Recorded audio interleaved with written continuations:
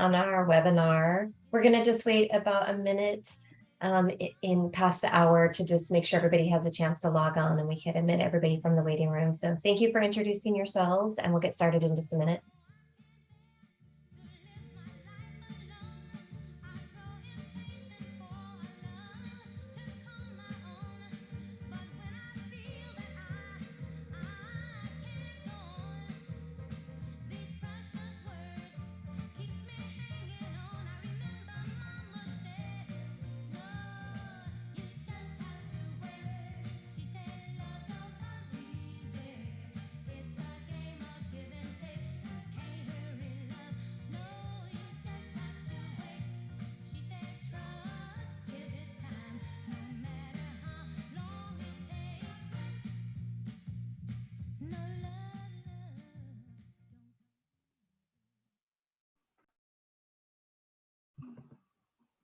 Hi, everyone.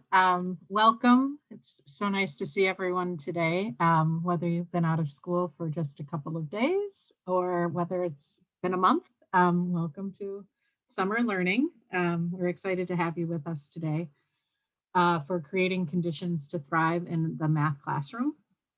And a little bit of just like pre-information before we delve into everything today. But there's going to be a link in the chat. If you have not joined our Student Achievement Partners Network, we encourage you and invite you to join. There's a pretty simple sign up sheet that means that you'll get like a monthly newsletter and some information in your email box, and you will find out about opportunities and engagements with SAP via that avenue, as well as things are always posted on social media. But this Core Advocate sign up is really one of the best ways to join our National Educator Network, just simply by filling out the survey. So on this next slide, I'm going to introduce myself right now, and then my colleagues will introduce themselves in further detail throughout the session tonight as they each lead us through a part of our learning. I'm Astrid Fossum. I am a math designer at Student Achievement Partners. I live in Milwaukee, Wisconsin. Prior to joining SAP, I worked in Milwaukee Public Schools for a number of years as a district administrator, instructional coach, and as a classroom teacher, and taught in a few other states before moving to Wisconsin. We also will encourage you, if you have the opportunity, to tweet throughout the webinar tonight. We do use the hashtag Core Advocates, and you can also put in the handles for Jenny, for myself, and for Karina, as well as for SAP, which is the @AchieveTheCore handle. There will be a recording of tonight's webinar and resources that will be shared with you via email afterwards. And if you have any problems throughout the session, please private chat my colleague Jasmine. But also if there are questions or other things that you would like to engage with participants throughout, please, use that chat feature throughout the webinar so that we can, kind of engage in simultaneous conversation and learning throughout the evening. We also want to make sure that we offer the opportunity, and we take it very seriously, for you to provide us some feedback on the learning tonight. The survey is a very brief survey about the session and things that you might be interested in hearing and learning more about in the future. We always do read this. As well as completing that survey tonight, you will have the opportunity, if you'd like, to earn a certificate, which will show your hour of professional learning.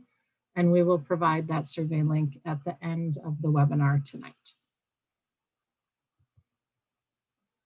So our goals for tonight's webinar are to really delve into SEED in math, which is the social, emotional, and academic development, not just SEL in isolation, but SEED in the context in the academic space of mathematics. We're going to introduce you to a tool that will help you address SEED needs in your daily teaching, leading to more equitable outcomes for students while fostering their identity, agency, and belonging in the math course. And there will be a resource sheet that has a lot of links that will be referenced tonight. Additionally, within that sheet, there will be further links that will lead you to our bundle, as well as a course that we'll be offering later this summer. So that has been in there. There's a bit.ly. You can actually access the resource sheet right from the bit.ly that's on the screen, as well as in the chat.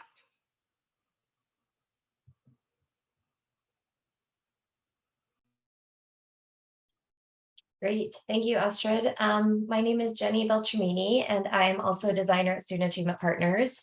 I'm happy to be with you tonight. I live a little bit north of Seattle in Washington State, and like Astrid was a classroom teacher, a K-8 math instructional coach, and served in a variety of leadership roles before coming to Student Achievement Partners. So I'm going to just start us off with introductions to SEED, social, emotional, and academic development in math classrooms, and also the resources, introduce you to the resources that we are going to talk about tonight in the webinar. So what we want to start from is on equitablemath.org. There is a free toolkit that's called A Pathway to Equitable Math Instruction, and that toolkit provides 5 different strides, is what they are called, that speak to different aspects of equitable math instruction and moving towards more equitable instructional practices.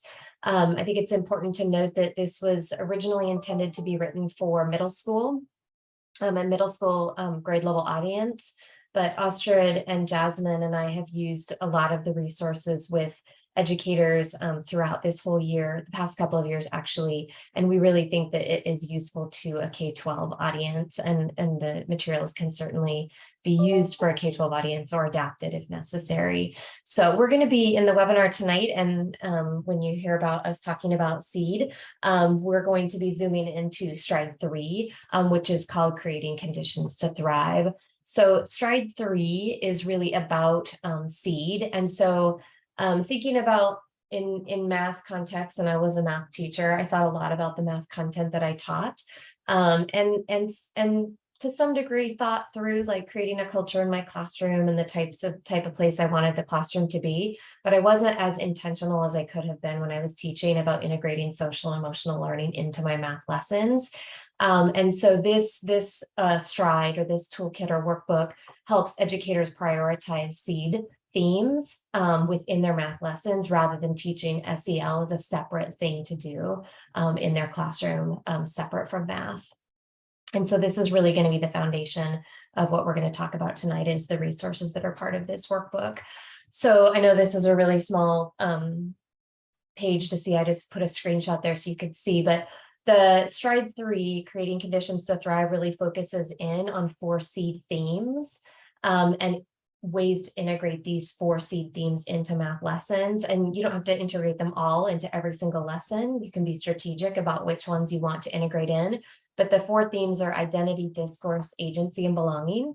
And that one page from stride 3, page 6, gives some definitions for each of those from a variety of resources, from NCTM, from CASEL, which is a social and emotional organization, learning organization.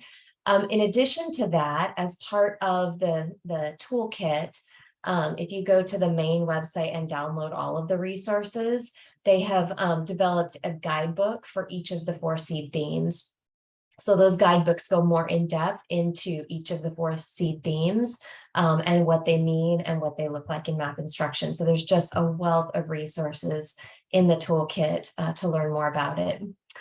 So thinking about planning for SEED in a math lesson, there's really like 4 components in the stride 3 that come together at the intersection of these 4 things to plan a lesson to attend a SEED. And so one is actually the academic component, the A in SEED. And so that's really the mathematical content.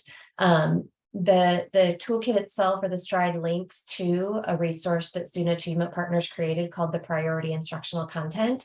That resource was really created to help educators through COVID, and then again this year coming back to classrooms after COVID, to think about where do we need to spend most of our time. And so that's an important resource, but also it might age out as we get back into regular instruction and regular schooling. And so really it's either that priority instructional content or just the grade level standards that you're trying to teach every day in your classroom.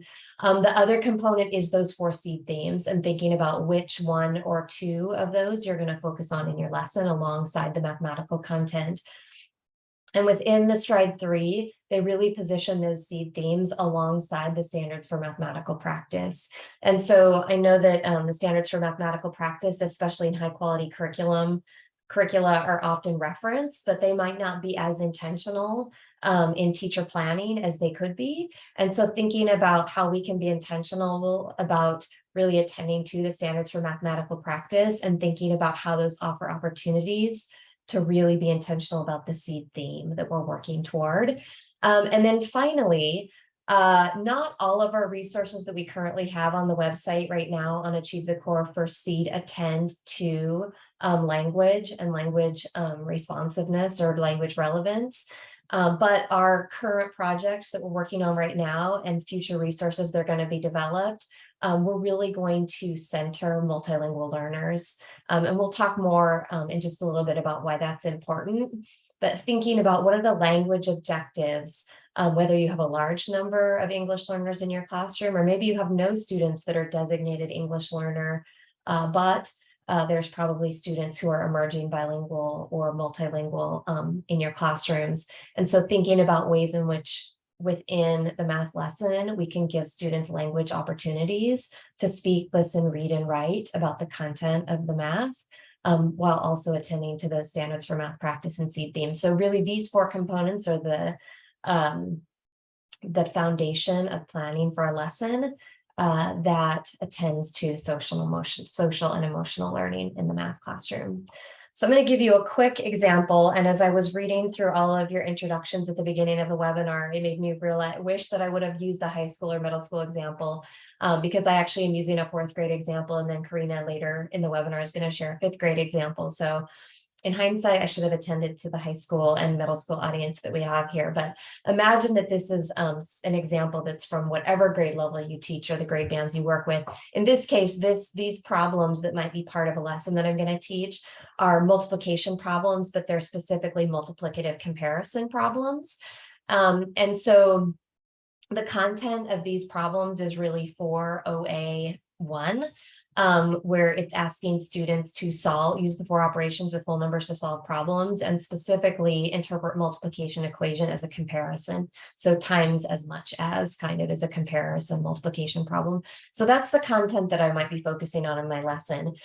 In terms of the math practices that I might focus on, I've selected 3 that I think for these problems might make sense. And so obviously making sense of problems and persevering in solving them.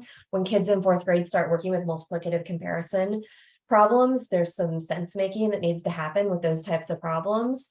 They might choose different ways to model those problems, and they definitely will need to attend to precision when they're modeling. And then also looking for making use of structure. So the students already know a little bit about multiplication from work in 3rd grade. They also know about the structure of comparison problems, but it's been additive comparison, not multiplicative comparison that they've worked with before.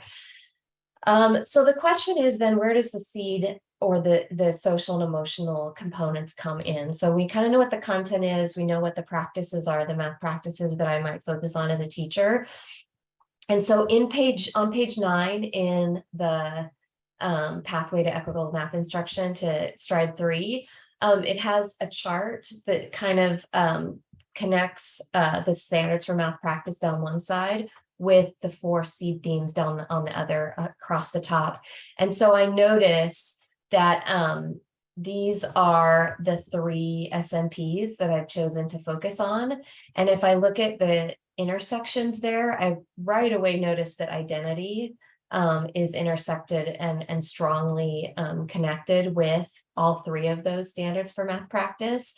I also, as I was looking at this, recognized, I mean, there's also like agency that I could have selected, but I chose also like discourse alongside identity to focus on for this lesson. And maybe even if I want to narrow my standard for math practice focus, I might just narrow it to math practice 1.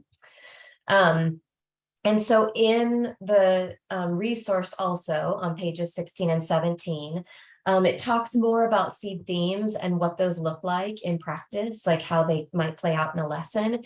And so one of the things that I attended to or noticed was that discourse, when I'm attending discourse, I want to build a safe community where mathematical discourse supports the active listening, promotes diverse perspectives and insights, and allows students to consider each other's reasoning to advance their own mathematical understanding. And so what I might decide to use for that to attend a discourse is a math language routine, such as Stronger and Clearer Each Time, where students are talking to one another about their reasoning and their thinking, and they're listening to one another also to make their explanations stronger.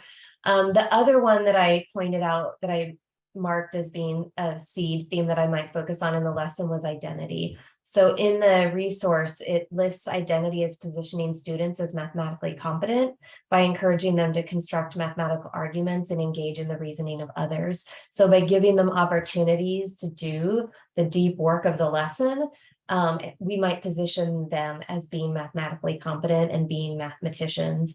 And so I might use the 5 practices for orchestrating productive mathematics discussions. And Karina's going to talk a little bit more about that particular strategy in her session as well, or section as well. So I won't go into it too much, but one thing when I'm thinking about identity is I might strategically select students to share their reasoning and solutions with the class based on who I want to try to build their identity that day. I might strategically select a student to position them as being competent, to position them as having knowledge that the rest of the class could benefit from, and that's attending to that student's identity.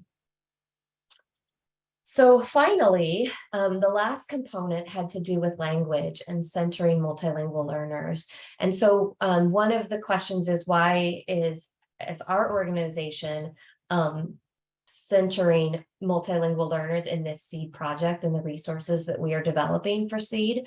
One of the reasons is because 1 in 4 students, according to NYU Steinhardt, in K-12 schools are emerging bilingual or multilingual. That doesn't mean they necessarily have an EL designation, but they might come from a home. They might have grown up in a home that spoke 2 languages or spoke a language other than English. They might be emergent bilingual or multilingual without even that EL designation. But we know that this is a lot of kids in the K-12 system. And so thinking about ways in which we can think about identity, belonging, discourse, and agency, particularly for multilingual students. So I want to share a resource, just another one to show a little bit about what we believe as Student Achievement Partners when we're thinking about multilingual learners in mathematics. And this resource comes from, it's a joint position paper from NCSM and TOTOS. And they acknowledge these things, but those of us at Student Achievement Partners who work there also believe each of these bullet points, which is that the use of students' first language is a human right. It should be promoted in the math classroom. We believe math is a human activity and we need to attend to the identities of students. Race, class, culture, language, and their intersections play key roles in teaching and learning of mathematics, really for all kids, not just language learners or multilingual students. Multilingual learners should be viewed as students who possess knowledge, strengths, and resources, and that hasn't always historically been the case in the K-12 system. And I'm just gonna like bring up my little animation.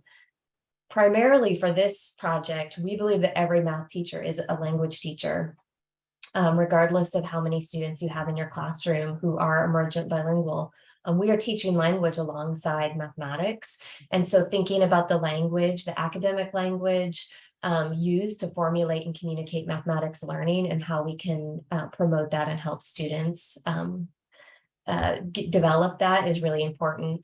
And we believe that leaders and teachers for mathematics and second language acquisition work should work collaboratively to accomplish this work. And we certainly are doing that at Student Achievement Partners as well. So thinking about language as one other component to planning a lesson. And so we think about, there's content objectives often with lessons. We know kind of what the mathematics goals are we have for our lesson. We would encourage you, and as part of this process, to think also about what the language objectives for students are going to be. What do you want them to do in terms of speaking, listening, reading, and writing? That is also going to be a focus of the lesson. And in this case, since I might be picking stronger and clearer each time as a language routine in the lesson, where students again explain their thinking to others and listen to others to make their explanation stronger. Maybe the language objectives might be that students will describe the strategies they use to solve the problems. And students will listen to their partners describe the strategies they use to solve the problems. And by explicitly naming this, it's something that students also are focused on, and they know this is what is expected of me during the lesson, in addition to the mathematics. And that really is another way to position students as being competent, because not only are they doing the math of the lesson, they can recognize that they're doing what mathematicians do, which is to explain their strategies and listen to others explain their strategies. So this is just one example of the process that is based on the process that's in creating conditions to thrive, stride 3. And I'm going to go ahead now and pass it off to Karina to give us, this was kind of a made up example that I made up, but Karina is going to give us some real examples from her classroom about how she, to tell us a little bit more about the lesson planning process and how she used it in her own classroom. Hi, everyone. My name is Karina Calderon. I am a 5th grade Spanish dual immersion teacher, and I will share some examples of using SEED within lesson planning. Planning with SEED is something that I feel passionate about because of the need for social emotional learning for our students, but also as a Spanish dual immersion teacher. In my classroom, everyone is a language learner, so I want to provide them the best resources for their learning. To start off, I will share the SEED lesson planning template that you can find in the Pathway for Equitable Math Instruction on pages 13 through 14. So this is the lesson planning template that is provided, and there's a couple of steps that you would do prior to your lesson, and then some reflection piece as well that you would consider afterwards. You can find this again in pages 13 through 14, and it also gives you a breakdown of how to use this lesson planning template. So starting off with identifying the priority math standard, identifying the social, emotional, and academic or SEED theme, identifying the standards for math practice, kind of like Jenny had mentioned earlier, and then going on to implementing it in your classroom and reflecting on those strategies. There are some part of the templates that you can do prior to your lesson and then some that you can do afterwards. So you can do steps 1 through 6 all together prior to your lesson, or you can reflect on the student actions and the teacher actions after you have done your lesson. So there's kind of 2 ways that you can use the lesson planning template, either as fully as a lesson planning template or as a reflection process as well. This is how Student Achievement Partners adapted the SEED lesson planning template that we just saw. And you can see that there's one section that's highlighted, and that's that language objective and goals. And again, this is to prioritize and center our multilingual learners, and adding that math language objective, thinking about how students are going to use their math language, how they're going to be listening, speaking, and talking with their peers during their lesson as well. I'm going to go a little bit into the 5 practices for orchestrating math discussions. This is a template that I use oftentimes in my math blog that follows the structure of orchestrating these math discussions. So it starts off with anticipating. So you as a teacher anticipating what your students might come up with for that specific problem. You do the problem yourself. You think about the different strategies that your students might use. And you would think about where they might struggle as well. So that way, when you are going around and monitoring, you can focus their attention and ask them questions to have them think deeper. You don't want to give them the answers. You want them to have that sense of belonging, that their strategies are important. And so you want to make sure that you're just guiding them. You're a facilitator during this time. During this time, as you're monitoring as well, you are selecting what you want to highlight. So it all kind of goes back to that anticipating of strategies. What you anticipate might not be what your students produce, or it might be what your students produce. So you kind of have to go with the flow in this section and think about what are those strategies that you want to highlight within your class. Maybe it's a series of 4 different strategies because you want to share different strategies that students use and celebrate those strategies. Maybe it's just 2 strategies because you want to compare and connect them during your share out of the strategies. So this step is really crucial because you want to purposely select the strategies that are going to advance the mathematical ideas. In addition to selecting them, you want to sequence them. So you want to think about how you're going to order the student work samples. Maybe it's presenting a strategy that's most common. Maybe it's presenting misconceptions. So you want to think about how you want to chart students' work, how you want to share that with the rest of the class so that you can advance the thinking of everyone in your class. And then the last step is connecting. So crafting questions together to make the thinking visible. Maybe it's comparing those strategies. How are they similar? How are they different? This is when you can attend to the language objective as well, where students are then thinking about their own mathematical thinking and advancing it with those of others in the classroom as well. The first lesson that I will share attends to the seed theme of discourse. This lesson was intended to deepen students' understanding of time and connected measurement conversions, and the focus was the standard for math practice 3, so constructing viable arguments and critiquing the reasoning of others. Oftentimes, I use the standard for math practice in my slides in my classroom, and I present it to students so that they are aware of what our objective is. I also present it in student-friendly language so they understand what our goals are for that lesson. So I let them know that we're creating a plan for our idea of what we think we can get started with. Then we are going to go ahead and solve our own work. And then we're going to share our work with others and think about how our strategies are similar, how they are different to others within our table group, as well as within our classroom. So really thinking about those strategies and how they can compare and connect them to peers in the classroom. This lesson, I started it off as a numberless task. So the first little part that you see, 5 brothers are going to take turns watching their family's new puppy. That was the first part I presented to the students so that they could co-craft questions. This is a math language routine that allows students to understand the context clearly before feeling the pressures of producing any answers. So they feel success in their ability to just be able to produce mathematical questions. So 5 brothers are going to take turns watching their family's new puppy. What's a math question that you can kind of come up with? Maybe they start thinking about, well, maybe they're going to watch the puppy for a week. So if they watch the puppy for a week, how much time is each brother going to spend watching the puppy? They come up with lots of questions and they get really excited about it. And no question is wrong or right. They're just thinking about questions that they can think of.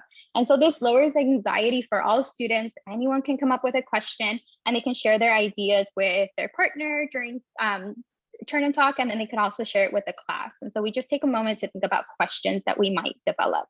Then I present a little bit more information. So 5 brothers are going to take turns watching their family's new puppy. Each brother will watch the puppy for a part of the day. So how does that change up our context? We spend some time talking about it.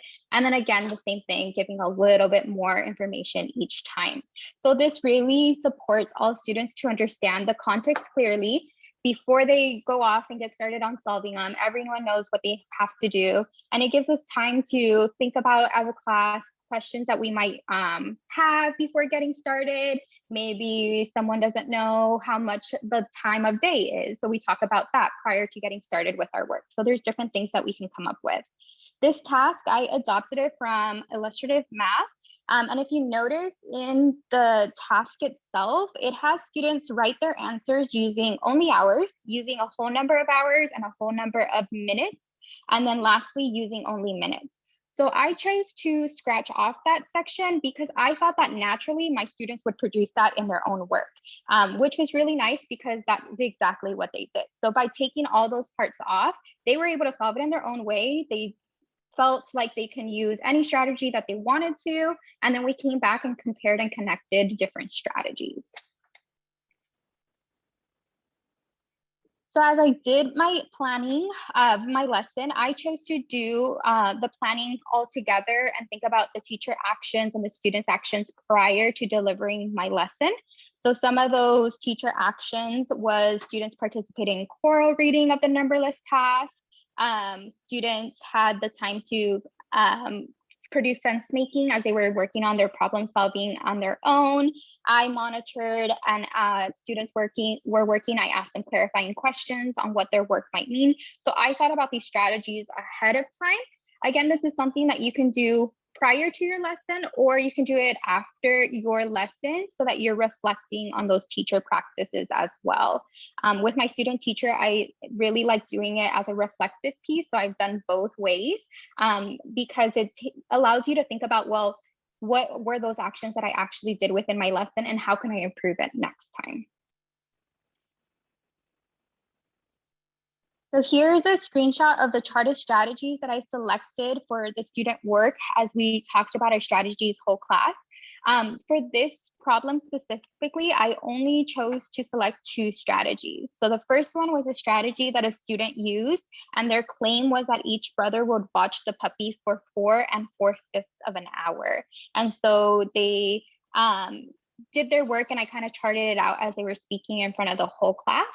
The second strategy, the claim was that each brother would watch the puppy for 4 hours and 48 minutes. And I left it at that. And then I asked the kids, I was just like, well, we have 2 different answers. We have 2 completely different claims. Can they both be right? We took the time to then go back to our desk and then try to figure out, well, is that true? You know, can both of these responses be correct? And so then we came back a second time and the kids kind of shared out their thinking. I had a new group share out their thinking, and a table group had kind of gotten the clock and distributed it in parts and made it into fifths so that we can determine how much time was each in 1/5. And they determined that each fifth of a 60-minute block would be 12 minutes. And so therefore the 2 responses were correct because 4/5 is the same as 48 minutes. But it wasn't something that I told them. I didn't tell them from the start, like, hey, we have 2 strategies that are both correct. I let them discover that as a class, and that really supported the seed theme that we were working on. So this entire time we were working on discourse. The entire time students were talking to one another. They were thinking about how these strategies could be the same. How could they be different? Are these claims correct or not? So this lended itself to have different strategies that students produce, as well as the opportunities for them to advance their own thinking based on others in the classroom. The second lesson that I will share attends to the seed theme of belonging. So I also presented our standard for math practice, which is making sense of problems and persevere in solving them. Students were encouraged to solve in any way that they would like. This is something that I use always in the classroom.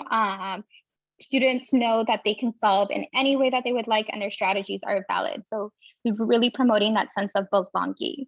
I started off this lesson with a notice and wonder routine. So this notice and wonder routine is something that any student can succeed in. They share what they notice, what they wonder. So they'll share just some noticings and then some questions that they have based on the picture. So the picture was just a digital scale with marshmallows, and it applies to our lesson. And so some students shared that they wondered how much 10,000 marshmallows would weigh. They wondered the amount of marshmallows that were in the cup that we see on the right-hand side picture. And so they have different wonderings. I used this to connect them to the lesson that we were working on. So the math problem that I presented them was Señorita Calderon, or myself, has a digital scale. She was curious, so she weighed a marshmallow. The marshmallow weighed 7 2/10 grams. How much would you expect 10 marshmallows to weigh? So again, this task is one that I adopted from Illustrative Mathematics. So I selected just that first one of Kipton's digital scale. And then the students solved in any way that they would want to of how much they would expect 10 marshmallows to weigh. So in this lesson, the content that we're working on is students recognizing that a digit in the ones place represents 10 times as much as it represents in this place to the right. But right now, I just really wanted them to solve in any way that they would want. So again, I thought about the teacher actions and the students actions, and many of them are similar. In this one specifically, I did launch it in a different way. I use a 3 reads math language routine so that students can have multiple opportunities to make sense of the problem prior to solving it. So in that routine, we have 3 different reads, and the focus is a little bit different in every single read. The first read, we're focusing on what the story is about. The second read, we're focusing on the quantities. And then the third read, we're focusing on the question that we're being asked to solve. And again, students make sense of the problem, solve in any way that they would like. I select and I sequence strategies that I want to share. For this one, I selected a couple of strategies to share, and the sequence that I selected was on efficiency. So the first strategy that I shared was a student drawing out a model. And so he drew the first marshmallow weighed 7 2/10 of a gram. And then he drew that 2 marshmallows weighed 14 4/10 of a gram. And he continued on. And I highlighted that I loved that he didn't continue going all the way, although you could, it's a total valid strategy. But he stopped at 5 picture models because he said, then I can just double it. You know, I know that if I just do 36 times 2, then I can do a little less work of drawing out my model. And so I wanted to highlight that with the class. The last strategy that I selected was a student who recognized that there's shift in place value as you're working on powers of 10. So 7 2/10 times 10 is equal to 72. And so that was something that he solved efficiently. And this student, I also had some extension problems in mind for students that solve a little bit quicker. So those additional problems that IM had were ones that I provided for students that I knew were going to quickly solve the problem, whereas maybe others took a little bit more time because they were drawing out their models. But since we were working on that content standard of recognizing that a digit in the ones place represents 10 times as much as is placed to the right, that was really important to highlight. And his strategy was one that we wanted to see if it was a repeated pattern. We talk about that a lot in class, if these are repeated patterns. So the second part of this lesson is where I presented to students for them to go find their own objects that they were curious about. And so here on the picture, you can see a couple of those objects that they were curious about the weight. So they were curious about the weight of some markers in the class, glue stick. And then the one in the picture is a necklace that a student had that has like the flag of El Salvador. And we thought about, well, does this pattern, this rule that our last strategy shared always work? If I do 7 2/10 times 10, it equals 72. Does that work with all the other numbers? And so naturally, students in my class met the content goal without me giving them like a little shortcut of like, well, anytime you multiply by 10, you're just shifting in place value. We were able to recognize that as the lesson went on, and we measured objects that they were curious about.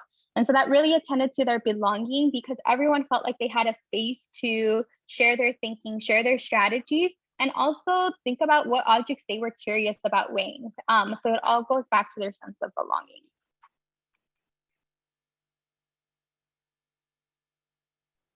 Thank you, Karina.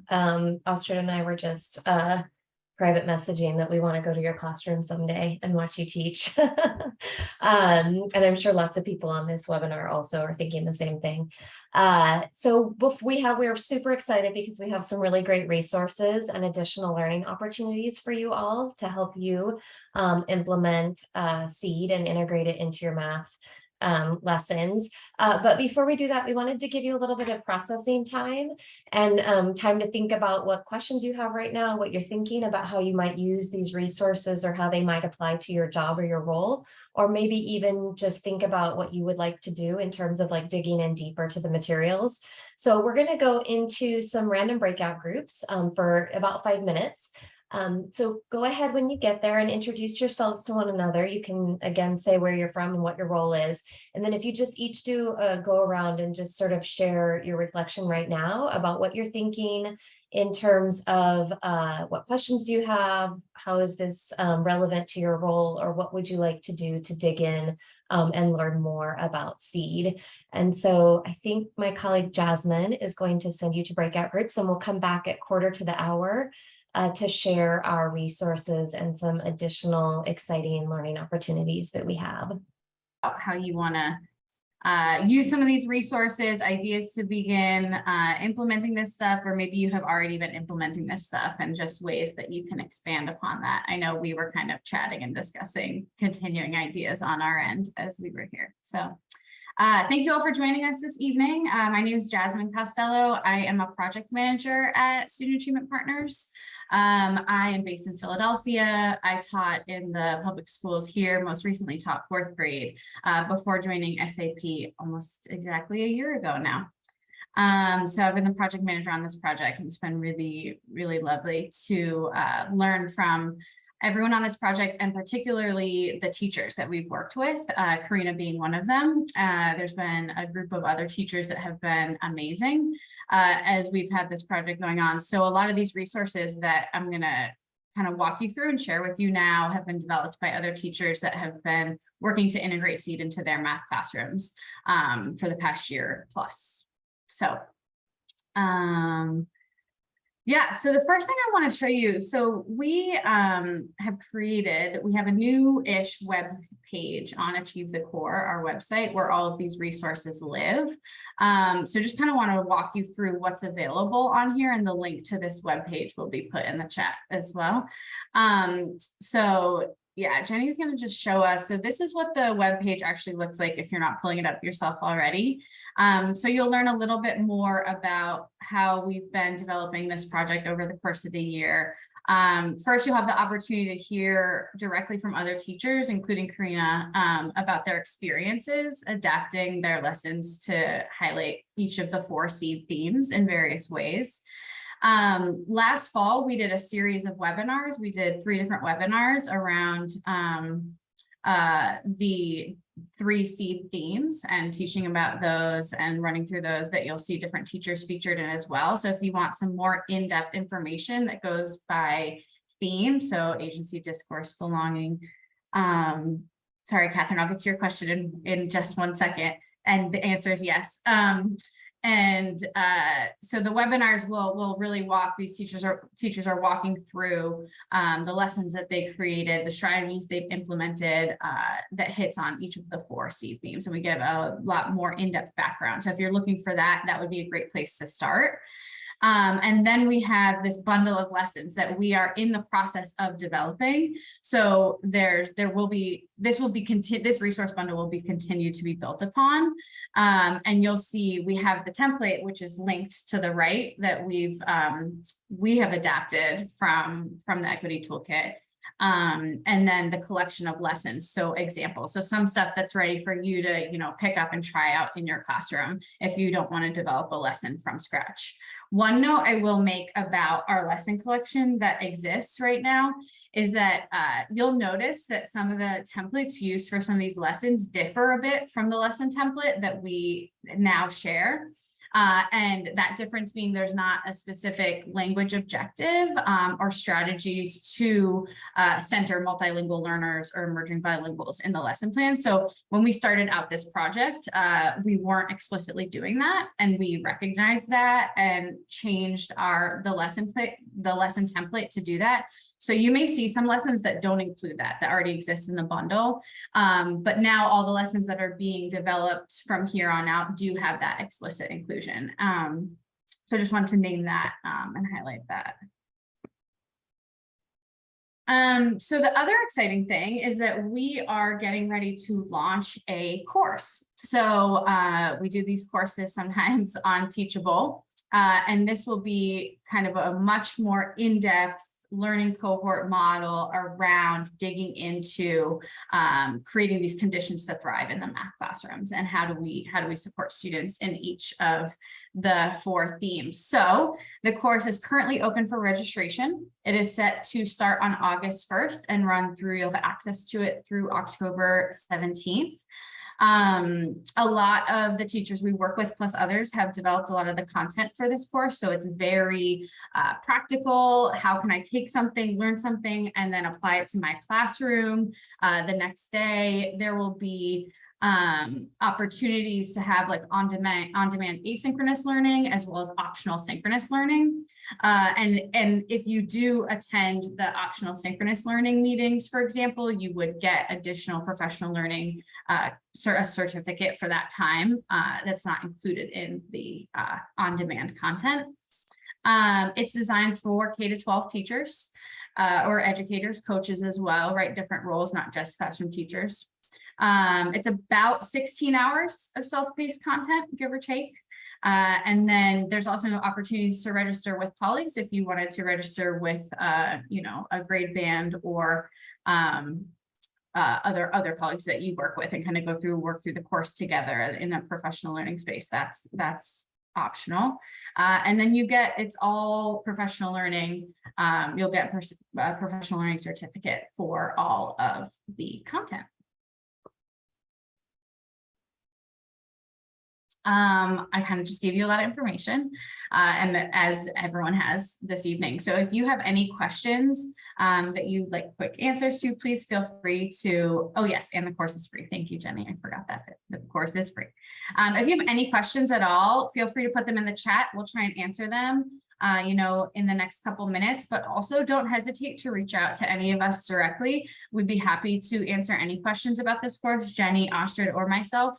About the course, about the resource bundle, about anything related to kind of integrating SEED into the math classroom. So yes. Way to create cohorts for I see one question in the chat. A way to create cohorts for high school level teachers in the course. Do you want me to? Yeah, go for I it. was going to say, I think that is a great idea. Because the course is being designed to reach K-12, there will be a variety of examples and resources across the course that are for every level from K-12. There will be high school examples. Our course designers right now, which are educators, teachers, coaches, math leaders, are working on ways to build in like say discussion boards that are specifically for high school folks that are in the course so that they can be communicating with one another. So a cohort of educators from a district or from a school that take the course together, we just know that that's stronger practice and everything will be more likely to be implemented in classrooms when people take it together. Those people will be engaging via like discussion boards in the course with other high school educators from around the country that are also in the course. And when we do the optional live opportunities, the optional synchronous opportunities, there will be opportunity there also to engage with other people across the country that are in grade band alike groups. So yes, take it together with colleagues in a cohort because it's going to be a stronger learning opportunity or experience if you can work together with people that you work with on a regular basis, and you'll have opportunities within the course and the live meetings, which are optional, to engage with others that are within the same grade band as you. But also be aware that there will be examples in the course across K-12, just so that we can make sure it's relevant to everybody who's taking the class. Thanks, Jenny. Yeah, so feel free to put any questions that come up in the chat and we will be answering them for the next few minutes. Since we have about 5 minutes left, yes, I have 2 asks for you. Well, one is up to you. So the first link, there's an attendance form. If you would like a professional learning certificate for 1 hour for attending this webinar, please fill out that form. All you have to do is enter your name and your email, and it will automatically send you a certificate for professional learning hours. So if that's something you'd like, make sure that you fill out that attendance form. The second one is an ask. We love your feedback on all of our webinar professional learning series. So the second link is for you to give us some feedback. So if you wanted to take a couple minutes to do that now, we would be very grateful. And yeah, we can just kind of hang out for a few minutes, give folks some time to fill out the feedback form. And if you have any other questions, we will be here. Feel free to put them in the chat or come off mute. And thank you all so much for joining us this evening. It was really, really lovely. Appreciate you.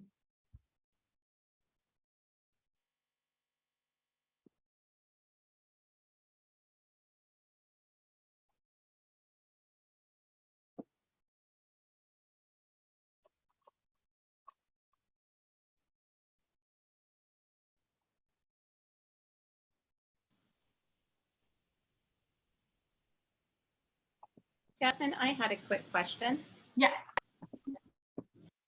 So due to technical difficulties with my computer, I joined very late. Is there, will I receive a link or anything so that I can re-watch the parts that I missed at the beginning? Yeah, great question. We are recording and we will send this out to, so anyone that registered for the invite, the Eventbrite, you'll get a link to the recording. And this also will probably go on our webpage of the bundle of resources that we shared out. We'll add this as well. Perfect. Thank you so much. Yeah, thanks for asking, Kathy. I have a question. Both the links are taking us to the attendance form. Neither one is taking to the feedback form. Okay, let me fix that real quick. My apologies. I was gonna say also, Kathy, on our webpage, if you go to professional learning and then webinars, all of our past webinars are available for, people can take it, just watch it without getting professional learning credit, or they can do it on demand and get the hour certificate. So if you all have colleagues that you think would be interested in this, in just a couple of days, that will be on the website and available for anybody. This will be available for anyone to watch and either watch it just for the sake of watching it or to receive the hour professional learning certificate. So you all will get probably an advanced version of it, but it'll be available for anybody who wants to watch it on the website shortly. Okay. And I just put in the chat, that is the link to the feedback form, not the certificate form. My apologies. I'll make sure to fix it as well in all the links.